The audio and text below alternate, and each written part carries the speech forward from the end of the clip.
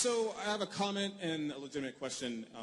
The comment being, while there's a lot of things I disagree with what you're saying, but I definitely agree with your opinions on how culture is ruining the black community and why blacks don't graduate from high school due to culture.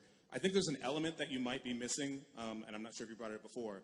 In the late 60s, early 70s, or late 70s, early 80s, when CIA introduced crack into the black community, which started a snowball effect of, blacks being overly criminalized for drug possessions, black fathers leaving the home and not sticking around, which led into, in the 80s of black children being brought up without fathers, with mothers not being able to give them proper discipline. And while I do agree today that black communities suffer, for not having fathers in the household, but equally due to the culture around them. Like I suffered from it myself.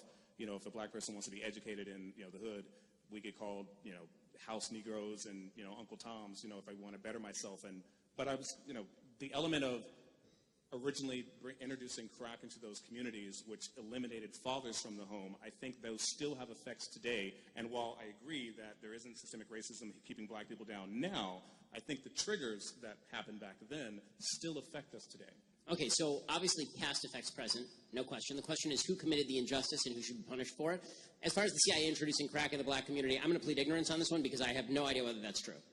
Okay, but I will say that when it comes to single motherhood in the black community, that did not start in the 1980s with crack. That started in the mid-60s with the increase in welfare. The increase in the welfare state dramatically increased the level of single motherhood in the black community.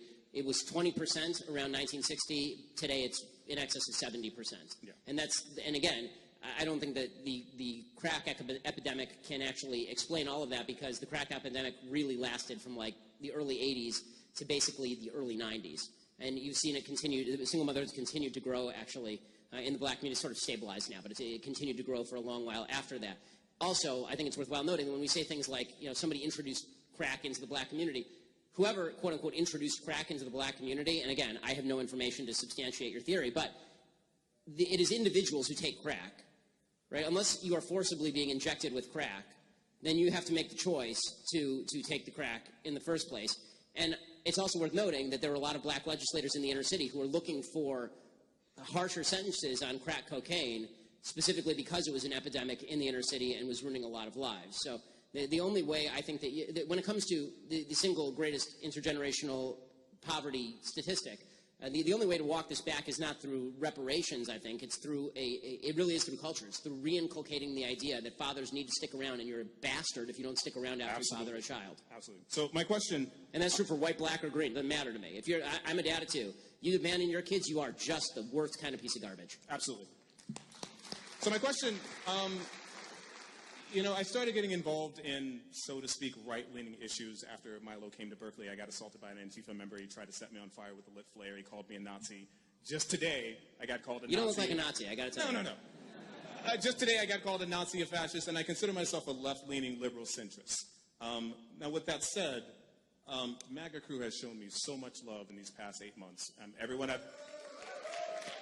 met has been reasonable, opened up their homes to me. We've had wonderful discourse.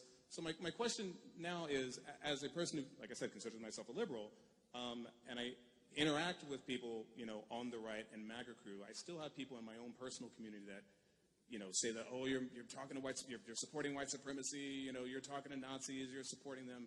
What would you say to a person like me who is open to discourse and people of all sides? How would you combat, or at least how would you approach people who come with me with hate and saying no, you're a bad person because you're hanging out with these people? Well, how should I approach them? So I have a basic rule on this, and it's the same, again, regardless of color, because I've said this to people of every color. If somebody calls you a racist or a bigot based on no evidence, this makes them a bad person, and you have every right to say so. They need to actually cite evidence for why you're a racist or a bigot or a bad person before they can call you that. It needs to actually be justified. And you have every rationale to walk away from that conversation thinking that person is a worse person if they can't explain to you what you've done wrong and why what you've done is so terrible. Okay, that works for me. And thanks so much. Thank you so much.